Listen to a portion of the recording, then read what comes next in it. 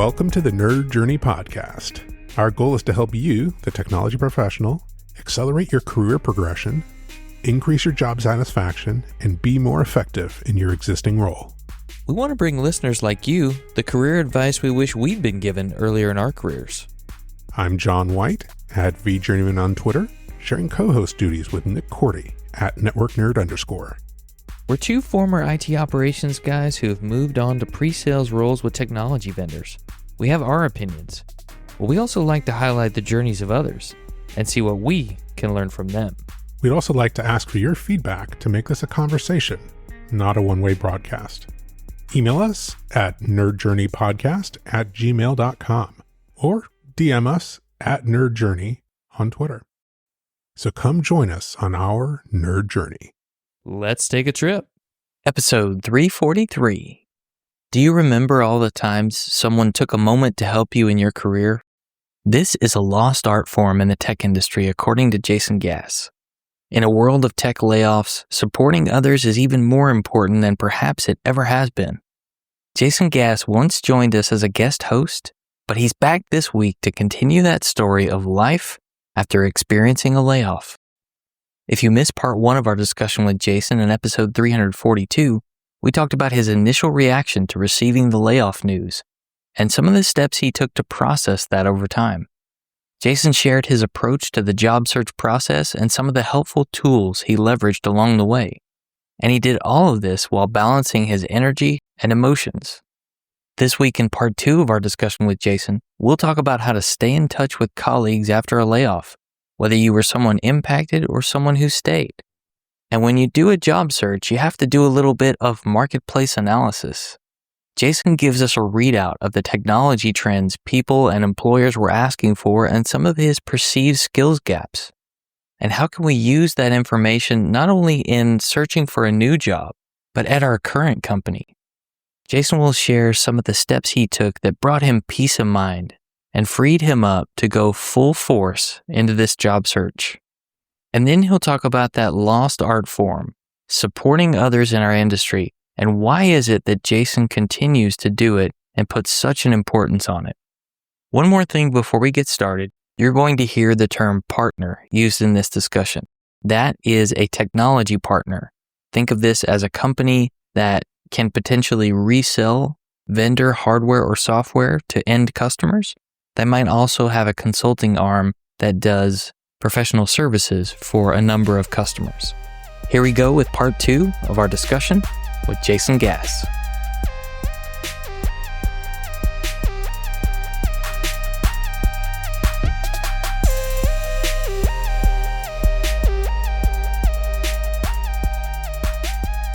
You talked about earlier really realizing that you needed a space to unload and just vent after things happened to process.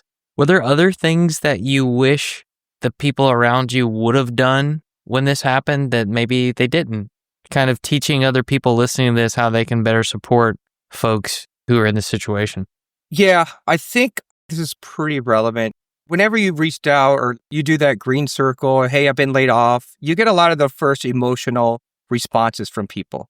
They have that, oh, I'm sorry, so sorry to hear that for you. Let me know how I can help. I'll keep an ear out for you. They mean well. They absolutely do. But then shortly afterwards, they forget. They have their own lives. They're working their own jobs. They forget that you are on the market looking. I did have a very handful of friends and colleagues that did do that for me, though. They did keep an ear out for me. Like I said, that one, when I told him I was laid off, within a short period of time, he reached out to his network and started reaching out. At that tech show, I reconnected with a partner that I had worked with over the years. And he's like, let's do lunch. The next week, I had lunch with that solution architecting manager. They didn't have anything open at the time. But the nice thing about the partners in our field, they work with all these different vendors and they work with customers. So they always hear about when an opening pops open. And ironically, here I'm laid off. I took a planned vacation that was already out there and I think was really good for me because it allowed me to disconnect for a few days. But sure and behold, I'm out there and I get a call. And he's like, hey, there's this opening. Are you interested? Absolutely. Made the introduction. I started texting the guy and said, hey, I'm I'm celebrating my 10-year wedding anniversary right now. He's like, no problem. Let's connect next week. We have this lost art, I feel. Everyone has gotten where we're at today. We all are, maybe senior level in our careers. We didn't start off that way. We all started junior, entry level, resetting passwords and fixing printers. I could map it out and pinpoint each and every person that helped me along the way in the career, where they saw something in me, they helped me, they mentored me. Just taking a moment and helping out. And I try to do the same thing now. I've helped a lot of other people find positions at the company I'm at now. If I see anything and I know a person in that area, I'll reach out and say, hey, we have an opening. Are you interested? Because I'd love to, refer you. We all in the same boat. We're all going the same direction. Things change, things happen. People are going to go through this, and it's a tough situation. So my thought is that, hey, I had help getting where I'm at, especially through this transition. I should give it back to the next person that's going through it. Is there a way to keep in touch with colleagues who ended up staying without it being kind of weird and awkward? People say this, hey, your coworkers are not your friends. And I disagree. What I will find is that there'll be a handful of people that you stay in contact with. But it depends on the relationship you had when you were at the company. If it was, hey, we just jump on meetings together when we need to, and that's it, that's not an established relationship. You are colleagues in that sense. But I did have a great sense of working with the team members that I would continue hanging out with these people or see these people outside of work. I think a lot of that was a testament to our old manager. He made a great way of bringing us together, more than just coworkers, but we became friends. And so, yeah, every now and then I still text message. My old colleagues are still there saying, hey, how are you doing? And a lot of times I'll get feedback and it's great. And they always want to know where I'm at. Because once again, the market will shift. People will end up at different companies. You might start collaborating with each other. I just reached out to one of my old colleagues that is at another company, and they are a partner of ours. And they may be on some of my accounts. So I was like, hey, I'm over here now. I know you're over there. We work together. Let's see if we can help each other out. That's really cool.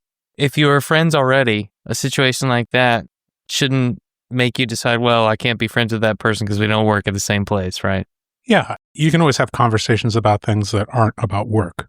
And that is like kind of the screen that you were talking about.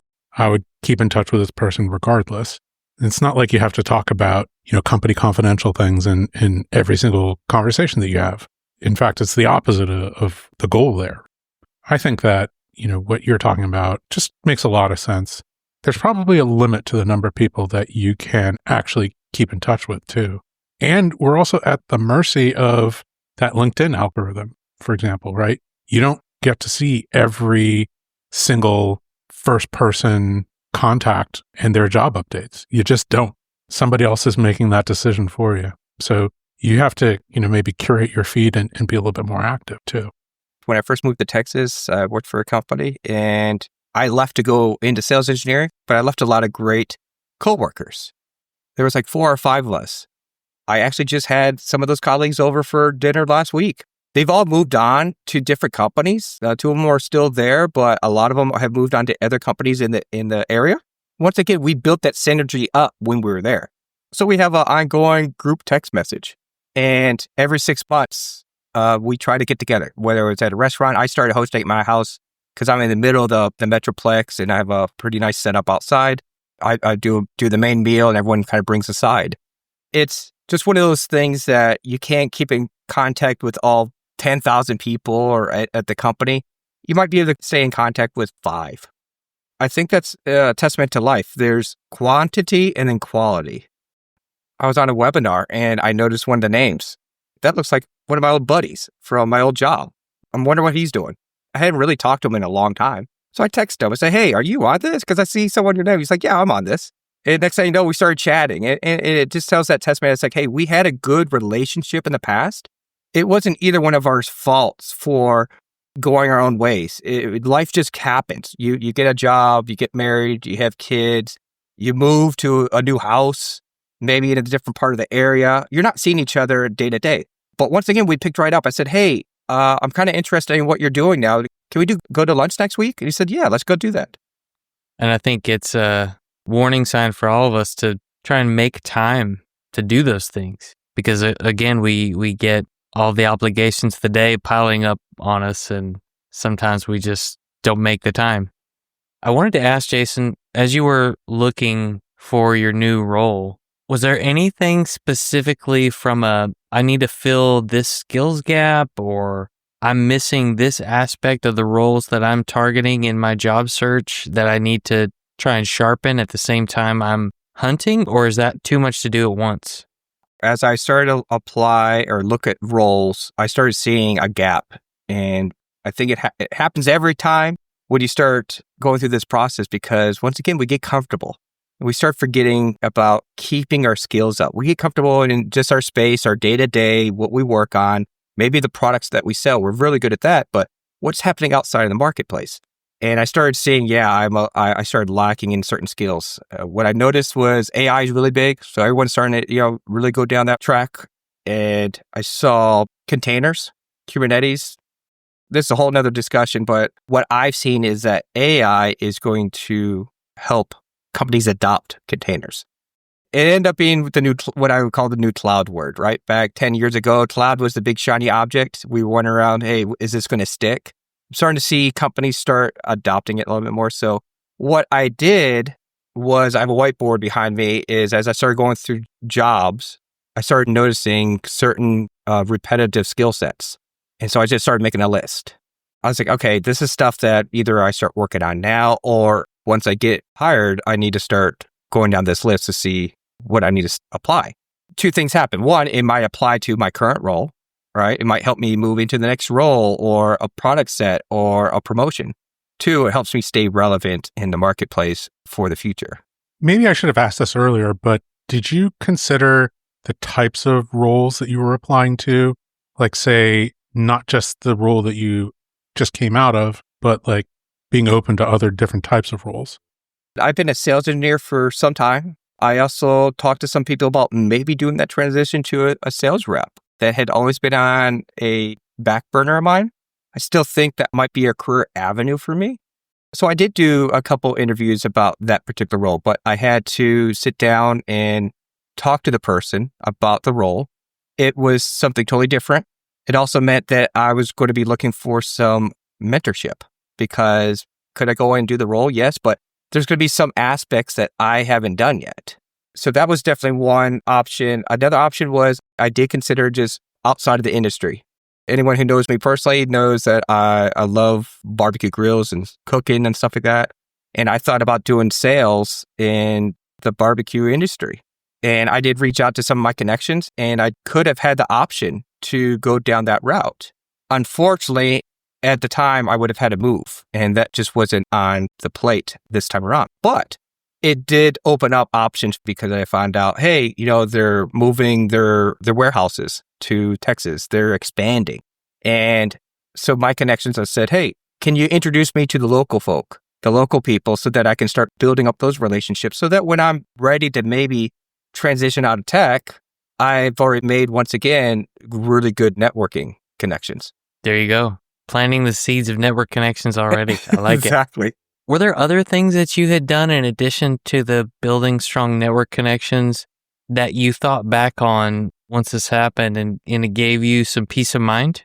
My wife and I are pretty debt aware, and meaning that we reduced our debt as much as possible. That's just been something that we've been consistently working on since we've gotten married. The hardest part, I think, when someone gets laid off is that how am I going to pay the bills? So one of the things that we had a 6-month emergency fund. We knew we were going to be able to pay the mortgage. That's the biggest problem, I think, that most people have, is like, how am I going to make the mortgage payment today? Because for most people, that's the largest bill that they have. Then they have car payments, if they have car payments, and then you're down to utilities, food, stuff like that. We've done a really good job at making sure that we didn't have a lot of overhead debt. We had that emergency fund. One of the things that I'm planning on doing is over the next year is we've been working towards paying off the house. Now, I have a lot of friends that are totally against that, and I get it. Mathematically speaking, if you're a math nerd, doesn't make sense. Take that money, put it in another investment, you'll get a bigger, better return. My position, and I really honed this position living in Florida in 2008, because Florida, Vegas, and Phoenix were some of the hardest hit during that 2008 financial crisis. And I saw a lot of people lose their homes when they really shouldn't have. They just overextended themselves. That personally has driven me to look at paying off my house. Now, what I tell people is that, what's that give me? And I tell people that gives me options. It lowers my risk, because if I got laid off again and my house is paid off, so what? I have a large enough emergency fund to keep the lights on, food on the table, the bills paid. I don't have car payments. I don't have a massive mortgage to pay anymore.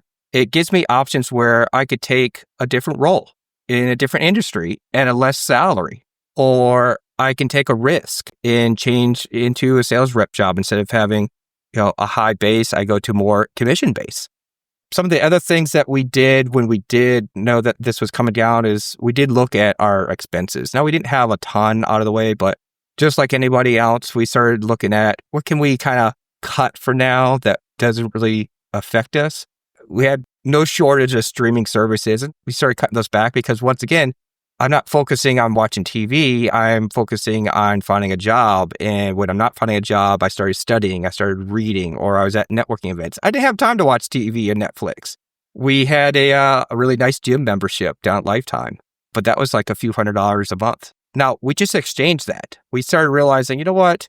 It's a nice gym, but is it worth? Are we getting full value out of our particular membership? Are we going enough? What's the price per use? Well, they just built a brand new gym down the road and they want $25 a month. Oh, okay. So combined, I think we pay $50 a month instead of $300 a month. I said, it actually just made sense. It probably would have came around anyways at some point, but it just made sense to look at that.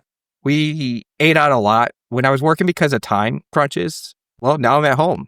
That worked out really well because you still need to find avenues to break away.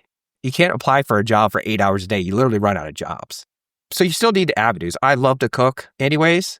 So we just went back to doing what I always loved, but it still saved a few bucks. Decompression time, detox time, Mm-hmm. just like you would when you are employed full time. Exactly. We did shift around a few things. I did mention we had a trip planned. So it was our 10-year anniversary. The plane tickets were already booked and they were unrefundable. I started having a hard time. I was like, hey, man, I just got laid off, but we got this trip. We're going to Disneyland in Las Vegas. I was going back and forth because it's hard, when you first get laid off, like how much money do we have saved up? Do we have enough? Should we go on vacation? Is that irresponsible? In the end, we made the decision like, let's still go on it. We did make some changes. I didn't stay on Disneyland resort property at an astronomical price per night. I stayed at the Westin just down the street. So boo-hoo, we had to walk 20 minutes, but we still had a great visit, had a great room, saving our pennies a little bit more that route. I think it worked out because it was for 3 or 4 days. It wasn't that terribly expensive. It gave me that decompression time. And fortunately enough, like I said, I received a call and had an interview set up the next week. So I think it all worked out. I think having that decompression and getting away really helped. Those are sunk costs, right? Like they're something that you already spent money on and you rearranged what you could. You're like, well, we haven't paid for the hotels already, so let's swap those out and keep the cost down. And yeah, I think that there's a lot of wisdom there. And obviously keeping the debt down, having an emergency fund, that just gives you that cushion that you need. You could always wish that you had more. Should I have 6 months or 9 months or a year or 18 months? But I think having something is better than nothing. And some safety is better than no safety. And it really brings down the level of urgency when you know that you can pay the rent or your mortgage, or even if you have like auto loans, that's all calculated into what your expenses are and what you need on a monthly basis. So when you say you have 6 months, you know that you have 6 months to cover all of those things. When it did happen, when I did get laid off, it wasn't a financial hit. We were perfectly safe the entire time. So there was some relief there, but it still was a gut punch. The whole process, let's face it, the interviewing process is miserable.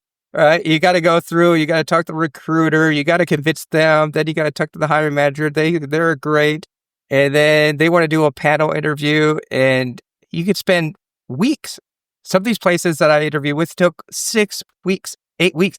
I applied to some LinkedIn And 6 months later, I finally got the thanks for applying email. I'm like, where were you guys all this time? I wasn't worried financially, which was a good thing. So I was able to focus on just the job looking, but it was still a difficult process, even not having that overhanging me. We had liquid cash, but we also had some stock. So I always knew that if needed, I could sell some stock options and stuff like that and pay the bills as needed. Fortunately, in my position, my wife was still working. So we had, cash coming in through that. I was doing some consulting work on the sides. That worked out really well, having that little extra cash coming in. How does one know, once you've been through a situation like this, when you've reached closure, or do you ever reach closure on what happened? I think the first couple weeks it always burns. Like you have that, you go through kind of almost depression first, and then you kind of get disappointed and angry. I thought I was really prepared. I thought, oh, you know what? This happens tomorrow, no big deal. Happy-go-lucky. And then, like I said, a few days later, it kind of came crashing back on me. What I think finally, what brought closure was two things. One, I got an offer. But I think even before then, I was so diligent at finding my next job. I had that pipeline. I had those job interviews happening. So when I knew I was interviewing constantly, every couple of days, I knew something would pop. I knew I would land something. I would get an offer. So having that pipeline and just knowing every week I had these all lined up, when that started really kind of snowballing in, that's when I forgot about what happened prior. And in the end, it was a relief. I wasn't 100% happy where I was at. So this kind of forced me into another direction. And in the end, I'm really excited where I'm at now and love it. And it pushed me to the next level. It really got me out of my comfort zone. The hardest part was all the new technology that I found that I wasn't staying on top of. Lessons learned, all those things that I saw out there are my whiteboard. I still need to focus on that. I should still continue to learn those skill sets because a lot of them do apply where I'm at now today.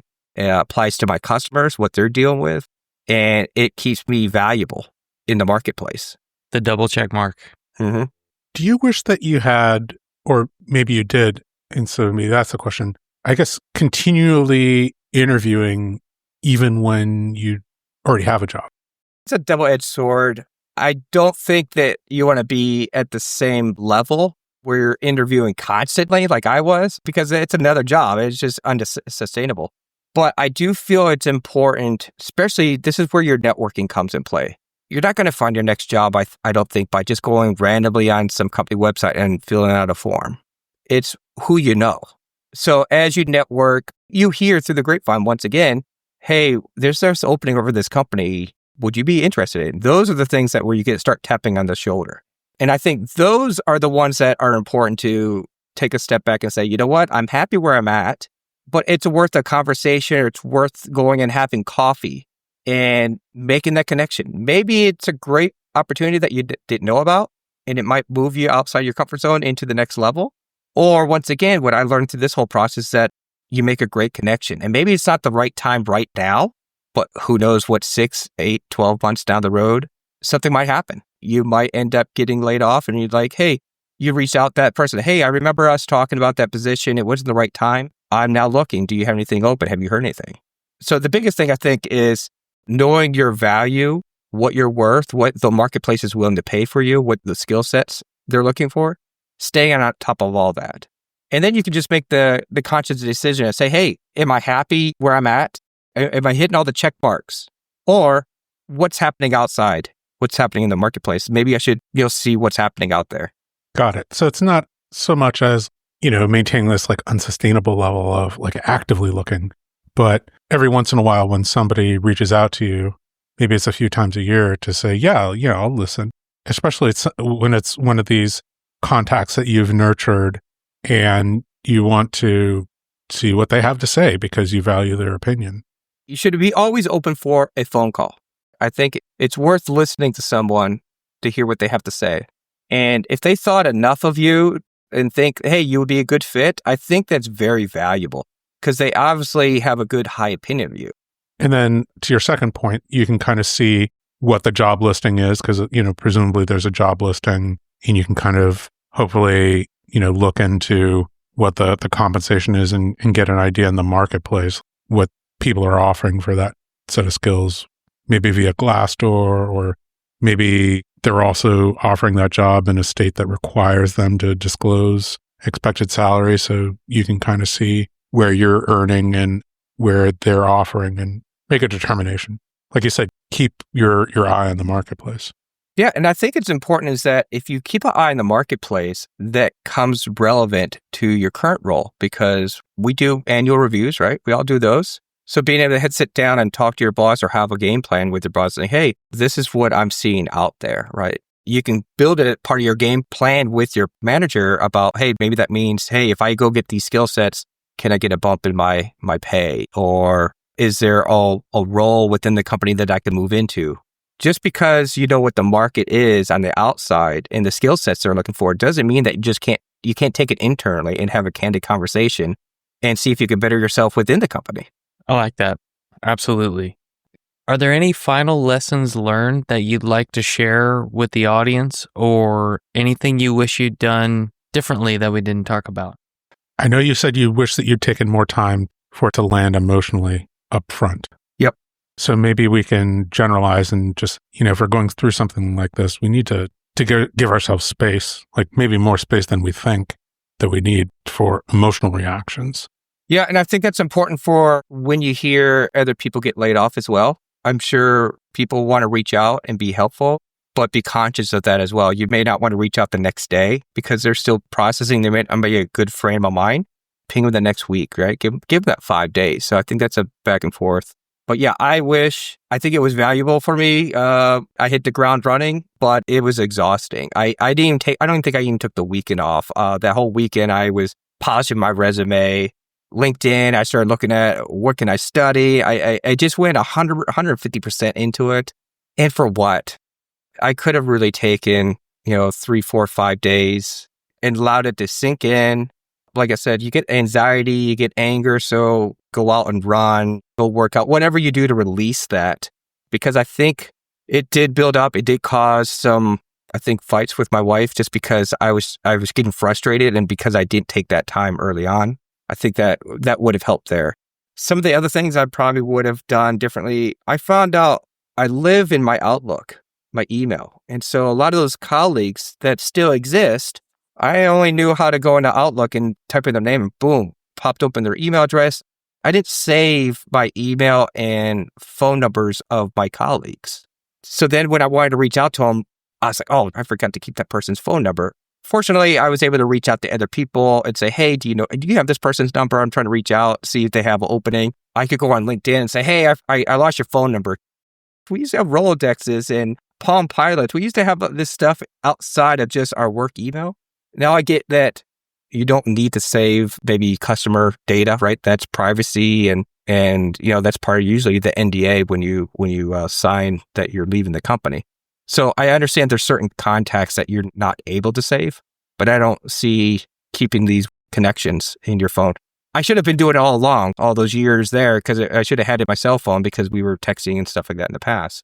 So that would be one. The other thing I've already kind of touched upon is that every time this kind of goes through is when I figure out, oh, I forgot to stay on top of the market and what skill sets. I remember back in the 2000s when I got laid off, I was like, I had gotten my MCSA. I didn't got my MCSE yet. That was on 2003. Fast forward, now it's 2008. I'm out in the marketplace. I don't have any 2008 certifications. And that's what people were looking for during that time. So it made me conscious of, hey, stay up to date. You don't have to keep and renew every certification that you ever get, but look at the ones that bring value and either take them or keep renewing them. Maybe if you work for a vendor, they're offering free certifications for employees, and maybe you should take advantage of that. Yeah, I have always kept my own personal subscription to some of the training platforms out there. I do believe in improving ourselves over the year. And a lot of times, just like so many people, I pay for this stuff and then forget to actually log in. But A Cloud Guru, which is now Pluralsight, I have an old grandfathered price of like $200. Code Cloud, I got for $200. Recently, Coursera was running a deal for $200 for the year. And my wife needed it because she's studying some stuff as well. So I was like, hey, you know what? $200, check it out. Maybe there's a course there I can knock out. Always keep learning. Always try to better yourself. And You don't have to go out and get 20, 30 certifications a year, but you can go out and knock out 1 or 2 a year. That's more than feasible with all of our schedules. We can take one here and there. Yeah, making it a priority and really making it about career resilience, right? This is something that I need to do for my personal resilience. You get paid for work, but you don't get paid for career. And you're career planning when you do that. And I think it helps. Nick and I, we've talked about personal branding. And like I said before, I would post stuff about Toastmasters. So you can turn your learning into content. And I think that helps too, especially if you're unemployed, you've applied for every job that day, you're studying for a new certification. We've talked about this. Hey, I could turn this into content. There's other people that are interested in this. I got to take notes anyways. I can take it, mold it, modify it, put it up on LinkedIn, say, hey, I'm taking this certification. Here's what I've learned today. And there's a couple things. One, you're learning, but 2, you're posting content out there that other people are seeing. It keeps you on, once again, that algorithm. You keep popping up and people start, oh, this person's out there still. I wonder if he's still looking for a job. That content is relevant to this job over here at our company. I wonder if he's interested. 100%. It shows consistency. Absolutely. Well, listen, Jason Gass, I want to thank you so much for coming on the show, being vulnerable enough to share that story so that people could learn from it. We really appreciate it. I'm happy to talk and coach people if they have questions about the process. I feel it's really important to give back, so I'm helping to help anyone wherever I can. Awesome. Thank you so much for your time. Really appreciate it. Thanks, guys.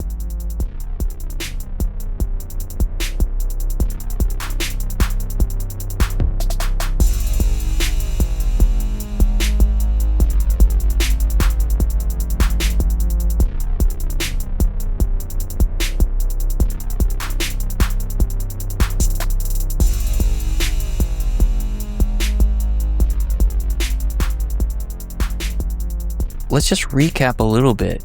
If you're going to try to pre-plan for something like this, or plan as much as you can, we talked about last week, who would you call? This week, we talked about what kind of role would you want? Jason had some ideas and he talked through the different types of roles he would consider taking. But it wasn't like he thought through what he would want to do only after a layoff happened. If that's not something you really put any thought to, I would encourage you to start ideating on that because it's something you want to be thinking about for the future of your career, not just to prepare for a layoff. A great resource to do that is go back to the must-have list created by our friends at Real Job Talk, Liz Bronson and Kat Troyer. It's a great resource with a set of questions you can go through, free to download and do on your own time. If you go back to episode 299, where we talked to Kate Donovan about layoffs and burnout, she actually said one of the first things she encourages people to do is get a handle on their money. If they're not sure how long their money's going to last, she encourages look at some sort of budgeting tool, like You Need a Budget, for example, to see exactly where your money's going and what you could cut back on to give yourself some control and more time to figure out what to do and to execute on that plan. And don't forget what John said in this discussion, that we should include debt payments in that monthly set of expenses. I also have a book recommendation for you. Regardless of what kind of situation you're in, go read What to Do Next by Jeff Henderson. It was a book recommendation I got from Daniel Lemire, a former guest, and he said reading that really helped him gain some clarity as he thought through what he was going to do next. If you're looking for more resources on the topic of layoffs or job search, go check out the Unicorns in the Break Room 6-part series focused on job hunting and interviewing. It starts with episode 11, goes through episode 16, and then they have an episode 17 about the impact of layoffs from those who remain, that survivor's guilt aspect of things. Don't forget that if you are someone in this situation and you have been laid off or you're afraid there might be layoffs at your company, we have 2 resources that can help you. You can visit our layoff resources page at nerd-journey.com/layoff resources. And this is a page with a listing of the most impactful conversations we've had on the show on the topic of layoffs, whether it's with industry experts that have a perspective on layoffs or technologists not so different than you who have been through it and came out the other side for their next opportunity. There's also the Career Uncertainty Action Guide you can find at nerd-journey.com/uncertainty guide. This has the 5 pillars of career resilience and a number of AI prompts to help you work through overwhelm, financial planning, and a layoff scenario. And maybe you know someone else whose story about being laid off and what they did next needs to be told, because the lessons learned need to be shared with the community. If you know someone who ought to be on the show to share that story, send us an email, nerdjourneypodcast@gmail.com. I'd love to hear about it. I'd love to try and get them on the show, and I'd be happy to send you some stickers in return for your good guest suggestion. I hope you enjoyed this discussion with Jason.